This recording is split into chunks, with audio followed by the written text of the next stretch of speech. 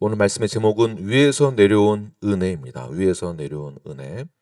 14절의 내용을 보게 되면 말씀이 육신이 되어 우리 가운데 거하심에. 네, 말씀이 육신이 되었다. 말씀 로고스이죠. 로고스는 헬라니즘에서의 원어로 이제 이렇게 보게 되면 이성 또는 우주적 개념이라든지 우주를 관통하는 그러한 지식을 깨닫는 질서나 법칙들을 이야기합니다. 그러니까 이 로고스를 그들에게 이야기했을 때 그들이 생각하는 로고스가 있을 거 아니에요. 그 이성이라고 본다면 그 이성이 어떻게 됐다고요? 육신이 되었다라는 거예요.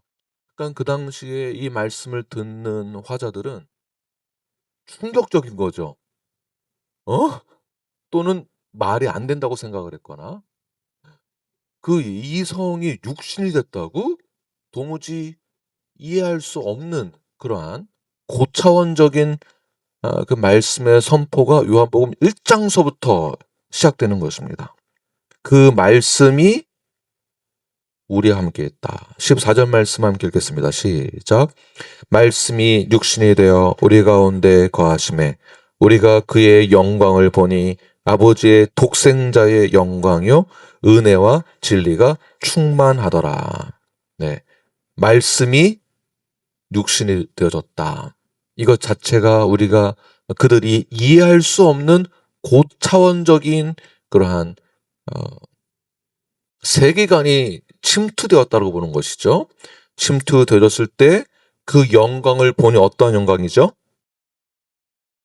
아버지의 독생자의 영광이고 그 영광의 모습이 어떻습니까? 어떠한 모습을 보셨습니까? 은혜와 진리가 충만하다. 자, 요한복음 1장 태초에 말씀이 계셨다. 이것은 신성을 이야기하고 오늘 14절에 와서는 그 말씀이 육신이 되었다. 인성을 이야기하고 있는 것이겠습니다. 모두 신성과 인성을 겸비한 그리스도의 본성에 대해서 오늘 요한복음 1장서부터 이야기를 하고 있죠. 인성을 가진 것에 대해서 인성을 가졌다는 것은 그 로고스가 육체의 몸으로 오셨다라는 것인데 육체의 모습만 입고 오는 것이 아니라 인간성 전체를 다 포함하고 있는 것이에요.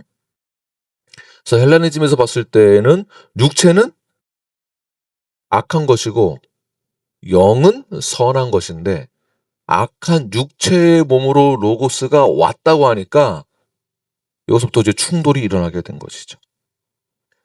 그러나 로고스가 위에 있는 존재가 이 땅 가운데 아래로 내려왔을 때에는 눈에 보이려면 이제 인간의 모습으로 와야 되는데 그것이 겉모습만이 아니고 무엇까지 다 포함된다고요?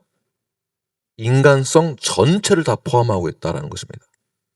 인간이 지녀야 될 모든 필요를 다 완벽하게 지니고 오신 분, 완전한 인간으로 오신 분이 누구시라고요?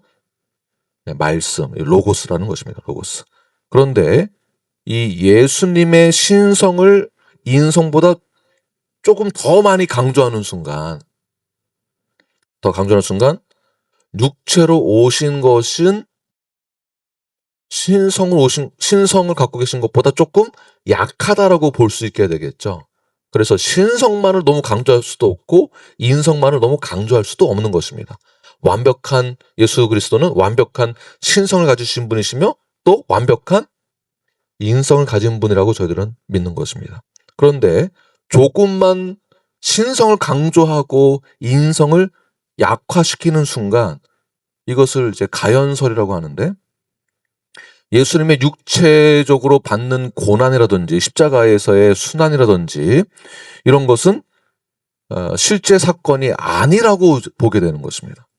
그러니까 겉으로만 그렇게 보였던 것뿐이지 실제 사건이 아니다. 좀 표현이 어렵죠. 그래서 저희들이 예수님 믿을 때에 한쪽으로만 더 치우치는 그러한 오류를 범해서는 안 되는 것입니다. 오늘 본문 말고도 예수 그리스도가 신성과 인성이 있다는 것을 증명하는 구절들이 얼마나 많이 있습니까? 예수님의 인성을 보게 되면 눈물을 흘리신다든지, 피곤해 하신다든지, 갈증을 느끼신다든지, 슬픔을 못 이겨서 눈물을 흘리신다든지, 심지어는 분노하시는 것 또한 볼 수가 있습니다. 그래서 우리는 신성과 인성을 이제 이해할 때 예수님 로고스가 육신이 되었다는 것은 신성을 벗지 않으시고 그 자체 인성을 그대로 입으신 분이라고 믿는 것입니다.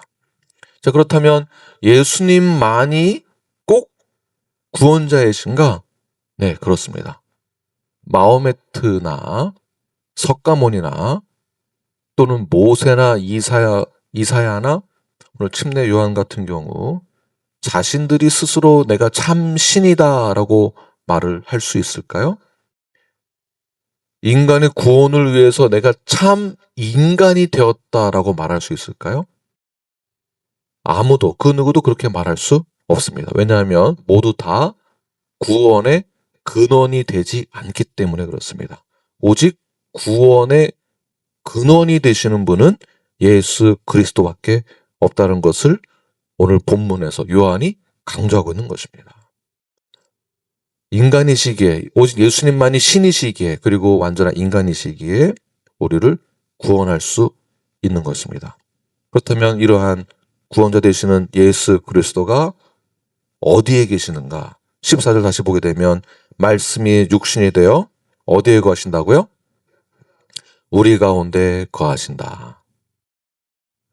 헬라 철학에서는, 헬라니즘에서는 위는 진리이고 실제이고 영원이고 아래에 해당되는 것은 물질이고 가짜이고 어둠의 세상인데, 그런데 오늘 본문에서의 말씀은 위에 있는 그 진리가 아래에 있는 육신 속으로 거짓된 것으로 들어왔다라고 이렇게 비춰지는 것이죠. 실제로 이 사건이 맞습니다. 영혼이라는 그 시간 속에서 영혼이라는 것이 우리의 시간 속으로 들어오게 되고 빛이 어둠 가운데 들어오게 되고 눈에 보이지 않았던 것이 실체가 되어서 눈에 보이게 되었고, 이것이 성육신의 사건인 것이죠. 그 성육신의 사건이 우리에게 어떠한 이미지로 보여주겠는가? 그의 영광을 아버지의 독생자의 영광이요. 여기서 독생자라는 것은 하나밖에 없는 아들이라는 뜻도 있지만 좀 더 다른 의미로 보게 되면 성부와 성자 사이에만 존재하는 관계, 이렇게 볼 수 있습니다. 성부와 성자만이 갖는 관계인데 그 관계가 어떤 관계인가? 아주 특별하고 중요한 일치성이 되는 관계, 동일성이 있는 관계를 말하는 것입니다.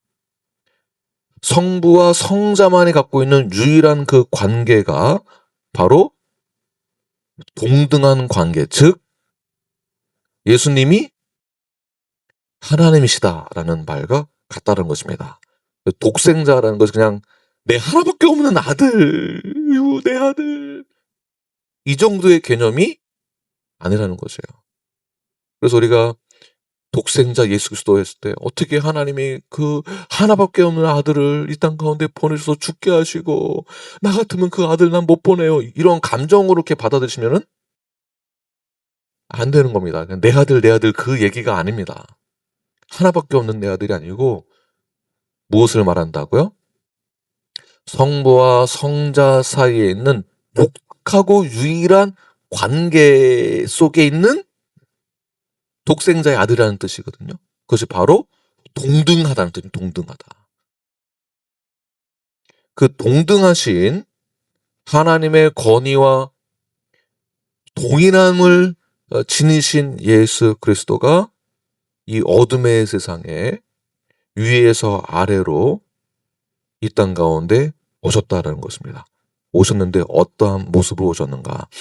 은혜와 진리가 충만한 모습으로 오셨습니다. 그래서 이 성육신 사건은 성육신의 이 사건은 단순히 신이 그냥 몸으로 오셨구나, 꼭 신화 같다라고 보는 것이 아니라 이것은 은혜의 사건으로 보는 것이에요. 은혜의 사건. 왜냐하면 성육신했다라는 것은 우리가 그분을 필요로 하고 열심히 간구해서 우리가 깨달아서 우리가 그분을 오게 만든 것이 아니라, 성육신 사건은 하나님이 직접 오셨다라는 것입니다. 우리를 위해서. 내가 뭔가를 원해서 이것을 해결해 주기 위해 오신 것이 아니라 우리가 그것을 바라기도 그 전에 계획대로, 주권대로 오셨다는 것입니다. 그것도 자발적으로. 우리가 뭔가 준비를 잘해서 오시는 사건이 아니고요. 내가 요청해서 오신 것도 아니다. 오직 하나님이 우리에게 일방적으로 찾아오신 사건, 무엇입니까? 바로 은혜의 사건입니다. 은혜의 사건. 우리가 위를 향해서 손을 뻗기도 그 전에 이미 하나님은 우리에게 손을 내미시면서 아래로 찾아오신 것이, 육신의 몸으로 오신 것이, 성육신의 그 사건이 바로 우리에게는 은혜다라는 것입니다. 그 은혜와 진리가 충만한 자, 그 진리는 무엇일까요? 진리가 무엇일까요?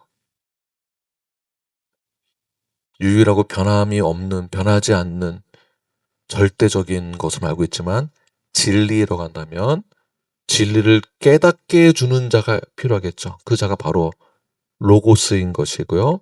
고로 이 진리는 또 다른 표현으로는 인격이라고도 할 수 있습니다. 인격. 다시 말해서 이 진리를 알게 하기 위해서는 계시가 필요하겠죠. 알려주는 거예요. 계시.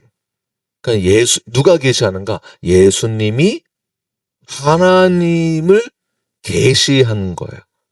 그것이 진리가 되는 것입니다. 그러니까 하나님을 계시했다라는 말은 하나님을 알게 한다는 뜻이겠죠. 알게 해준다. 그래서 하나님을 알게 해주는 것, 계시해서 알게 해주는 것. 이것은 예수님 없이는 하나님을 알 수 없다라는 것입니다. 예수님 없이는 하나님을 해석할 수 없는 것입니다. 다시 말해 예수님이 어떠한 모습을 보셨습니까? 은혜와 진리가 충만한 모습으로 어디에 거하신다고요? 우리 안에. 그러니까 그 인격, 예수님의 그 인격 자체가 우리 안에 들어왔다라는 것입니다. 그러므로 구원은 지식을 많이 알아서 구원을 받는 것이 아니라 예수님을 통해서, 예수님의 그 계시를 통해서 하나님에 대해 알므로, 예수님에 대해 알므로 우리가 구원을 받게 되는 것입니다. 그러나 예수님을 우리는 잘못하면 구원을 받아 천국으로 가는 그냥 티켓을 하나 얻는 정도, 보험을 들어놓은 정도로 생각하는 경우가 있습니다. 저희들이 그런 표현들이 상당히 많이 사용합니다. 저희들이. 내 인생 문제 해결해 줄 수 있는 어느 정도의 그 보험 처리할 수 있는 그 정도 수준으로 보는 경우. 예수님은 천국으로 가는 티켓 정도로 생각하는 것이 아니라 예수님은 우리에게 있어서의 생명의 주관자 되시는 그 생명 자체가 되십니다. 예수님은 수단이 아니라 계시 자체가 되는 것입니다. 예수님 아는 것이 얼마나 중요하고 예수를 믿는 것이 얼마나 중요합니까? 지금 요한복음 보면 저들의 이 가치관이, 저들의 이 세계관이 완전히 이게 틀어져야 되는 것입니다. 이 빛이 어둠을 깨고 침투해서 우리에게 찾아온 것이지, 내가 뭐 이렇게 좀 잘해갖고 하나 얻기 위해서 받은 것이 아닌 것이에요. 그분은 은혜와 진리가 충만하신 그분이 모든 하나님의 구원의 역사와 계획들을, 하나님의 모든 계획들을 예수 그리스도를 통해서 계시해 주심으로 그 하나님의 무한하심을 깨닫게 되어지고 하나님의 그 영광이 우리 눈앞에 보여지는 거예요. 구약 시대 때는 하나님의 영광을 볼 수가 없었습니다. 그런데 지성소에 들어가야만 그나마 우리가, 그것도 대제사장이 그것도 혼자만. 근데 지금은 어디에 오셨다고요? 말씀이 육신이 어디에 거한다고요? 네. 근데 그분이 어떠한 분이 우리에게 들어오셨죠? 네. 은혜와 진리가 충만하신 그분. 하나님의 그 영광. 18절 말씀 보게 되면 시작. 본래 하나님을 본 사람이 없을 때 아버지 품속에 있는 독생하신 하나님이 나타내셨느니라. 자, 나타내셨다라는 것 자체가 무슨 뜻이냐면 풀어서 설명하다라는 뜻입니다. 풀어서 설명하다. 그러니까 예수님이 하나님이시고 하나님 되심을 풀어서 설명했다라는 거예요. 계시했다, 설명했다, 나타냈다. 구약 시대에도 하나님은 계셨습니다. 그렇죠? 모세도 하나님을 만났고 선지자들도 하나님을 경험했습니다. 그러나 그 누구도 하나님의 완전함을 본 사람은 단 한 명도 없습니다. 보더라도 뒷모습만 봤지 제대로 봤다가는 어떻게 되는 걸까요? 그러니까 왜 죽는 거죠? 우리 죄인이기 때문에 하나님은 죄와 함께 할 수 없는 분이신 거예요. 그런 존재이신 거예요. 위와 아래의 관계, 빛과 어둠의 관계, 생명과 죽음의 그 사이에서 우리는 하나님의 영광을 볼 수 없는 존재였는데 이제는 말씀이 육신이 되어 우리 가운데 거하시게 되었고 그 예수 그리스도가 하나님의 모든 것에 대해서 나타내셨다. 구체적으로 설명하시게 된다.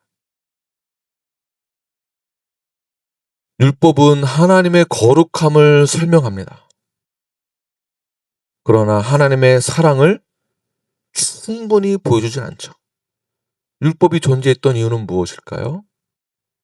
율법이 존재함으로 우리가 그 율법을 다 지킬 수 없다라는 것을 우리는 깨닫게 됩니다. 율법을 지키려고 하면 할수록 어떤 마음이 들까요?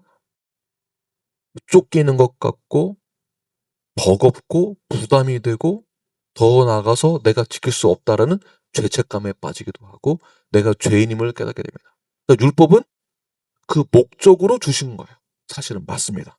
그래서 하나님의 충분한 그 사랑을 완벽하게 담고 있지는 않습니다. 그런데 아버지 품속에 계신 그 독생하신 그 하나님이 성부와 영원부터 친밀한 교제 가운데 계셨던 동등했던 그분이 하나님의 아들로서 자신을 드러내신 사건. 이것이 구속사의 결정적인 가장 중요한 이 사건이 되는 것입니다. 17절 말씀을 함께 읽겠습니다. 시작. 율법은 모세로 말미암아 주어진 것이요 은혜와 진리는 예수 그리스도로 말미암아 온 것이라. 다시 말해서 율법이 우리에게 부담도 되고 힘이 들고 율법만으로는 구원을 받을 수 없다는 것을 우리가 알게 되지만 그렇다고 해서 율법이 부정한 것일까요? 우리가 부인해야 되는 것일까요? 절대 그렇지 않습니다. 율법 또한 하나님이 주신 것입니다.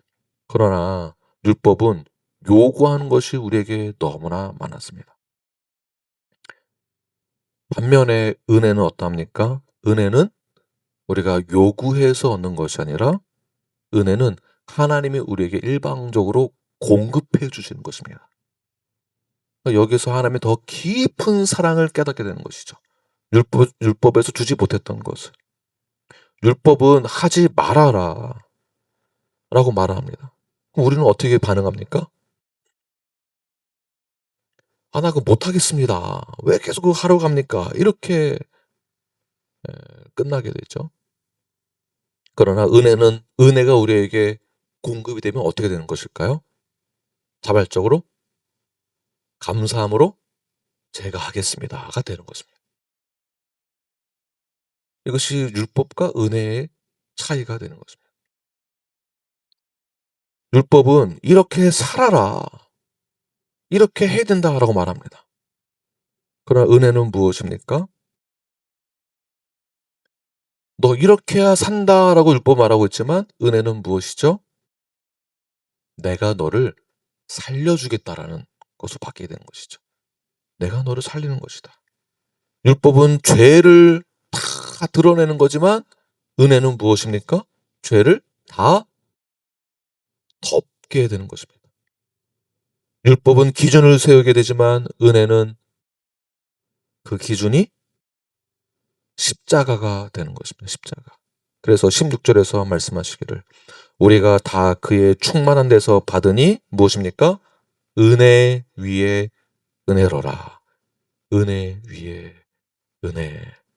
얼마나 감사합니까? 율법적으로 보기 때문에 옆 사람 한번 보십시오. 얼마나 죄가 많은지 한번 보시기 바랍니다. 그냥 죄 덩어리예요, 죄 덩어리. 그런데 하나님의 은혜를 생각하면 어떻게 되는 것일까요? 그게 문제가 아니다. 옆 사람 보시면 실망스럽고 좌절스럽고 절망스러운 얼굴이죠, 보면. 한번 보십시오. 다시 한번 보시면 실망이 되는 얼굴이지만 그러나 하나님의 은혜, 예수의 은혜로 덮어져서 이제는 뭐가 보이는 것일까요? 은혜 위에 은혜로 덮어지니까 사랑만 남는 것입니다. 사랑. 은혜 위에 은혜라는 것은 단순히 은혜 위에 은혜가 더 많이 덮어졌다라는 것만이 아니고요. 율법 시대에서의 죄가 만연한, 죄가 다 드러난 상태에서 완전히 은혜가 덮어져서 죄가 안 보인다는 뜻입니다. 죄가 안 보인다. 그러니까 죄 위에 은혜가 덮어진 거예요. 은혜 위에 은혜란 은혜를 내가 저 사람보다 더 많이 받았다라는 표현이 아니고 무엇이라고요? 죄 위에 은혜가 덮어져서 죄가 안 보이는 그 사건이 십자가 사건인 거예요. 예수님의 보혈 때문에 죄가 안 보이는 겁니다. 그 죄 위에 은혜가 덮어진 그 사건이 바로 칭의 사건이에요. 칭의 사건. Justification by faith. 그래서 죄 위에 은혜가 덮어지고 죄 위에 죽음 위에 칭의 사건이 임하게 되고 죽어야만 죄의 삭은 사망이기 때문에 죽음과 사망 위에 은혜가 덮어짐으로 우리에게 영원한 생명이 주어졌다라는 이것이 바로 은혜이다. 그 은혜가 다시 14절 보게 되면 어디 임했다고요? 우리 가운데 거하심에. 우리 가운데. 광야에서 하나님은 성막 가운데 임하셨습니다. 그러나 이제는 우리가 장막을 치지 않더라도 지성소에 가지 않더라도 하나님의 영광과 은혜와 진리가 이미 나 개인에게 주어진 것입니다. 나 개인에게. 하나님의 영광을 이제야 우리는 볼 수 있게 된 것입니다. 할렐루야죠. 할렐루야. 하나님의 영광을 드디어 우리는 볼 수 있게 된 것입니다. 말씀이 육신이 된 사건. 그가 우리 가운데 거하게 된 이 사건이 우리에게는 할렐루야로 선포할 수 있게 되는 것입니다. 자, 이제 우리는 그의 영광을 보게 되었습니다. 자, 그렇다면 여러분들은 오늘날 어떠한 영광을 보고 계십니까? 어떻게 살아가고 계십니까? 자, 이 질문은 이런 것과 같은 것입니다. 신앙 생활을 나는 어떻게 하고 있는가? 그러니까 무엇을 보고 하고 있는가? 내가 교회의 일원이 된다라는 것, 성도가 된다라는 것은 결국 나는 무엇을 위해서 성도가 되는가? 왜 성도가 되는가? 다른 말로 나는 무엇을 보고 신앙생활을 하고 있는가? 무엇을 보고 있는가? 우리는 신앙생활을 하면서 종교를 보고 종교심으로 종교 행위를 하고 있지는 않은가? 이미 율법적인 종교 생활은 이미 끝났습니다. 무엇이 우리에게 덮어졌습니까? 은혜가 덮어진 사건을 기억하여서 그 영광을 보면서 우리가 신앙생활을 하는 것입니다. 전통에 매여서 전통적인가? 우리의 행위적인가? 이것이 아니라 우리는 무엇을 봐야 된다고요? 영광을 보는데 바로 예수 그리스도이시고, 예수 그리스도가 곧 뭐라고 말씀하고 있죠? 말씀, 진리, 은혜. 그 진리가 결국 예수님을 통한 계시, 그 계시는 하나님의 모든 것을 알게 해주는 나타내심이 되는 것입니다. 기독교는, 교회는 우리가 믿는 것은 철학이나 윤리체계나 단순히 어떠한 그런 종교 중에 하나, 이런 것이 아닙니다. 예수님과 인격적인 만남을 갖는 그 사건이 믿음의 사건이고 은혜의 사건입니다. 그 은혜와 진리가 우리에게 임했기 때문에 우리는 예수님을 인격적으로 만난 것입니다. 예수님을 아는 것이 무엇입니까? 영원한 생명을 얻는 것입니다. 그냥 믿는 것만이 아니라 믿고 예수님을 아는 것 자체가 영원한 생명을 얻는 것이고, 이것을 요한복음 17장 3절에서 말씀하십니다. 시작. 영생은 곧 유일하신 참 하나님과 그가 보내신 예수 그리스도를 아는 것이니이다. 아멘. 영생은 미래에 우리가 얻게 되어지는, 우리가 신앙생활 잘해서 실패하지 않고 열심히 잘해서 얻게 되는 상급이 영생이다라는 게 아니고, 영생은 언제부터 얻었다고 보는 것입니까? 말씀이 우리 가운데 거하게 되는 그 시점부터 임했다라고 보는 것입니다. 이 말은 결국 나의 인생의 주관자가 누구시냐, 이 말입니다. 내 인생의 주관자가 누가 되시냐. 그분의 은혜가 나를 덮었을 때, 진리가 나를 새롭게 했을 때, 위에서 내려온 그 은혜를 힘입어 우리는 예수를 통해서 주 앞에 나아가는, 그때부터가 영생을 얻은 것입니다. 그럼 우리는 종교 생활로 신앙생활을 하는 것이 아니고요, 율법적으로만 신앙생활하는 것이 아니라 말씀이 육신이 되신 그 하나님의 은혜, 성육신 사건이 은혜의 사건이다라는 것을 기억하시면서 율법의 자리에 머무는 것이 아니라 은혜의 자리로 나아가시길 바랍니다.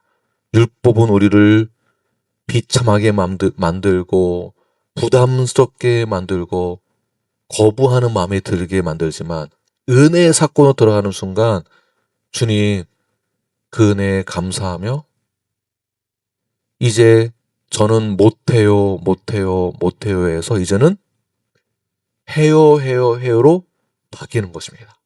제가 하겠습니다.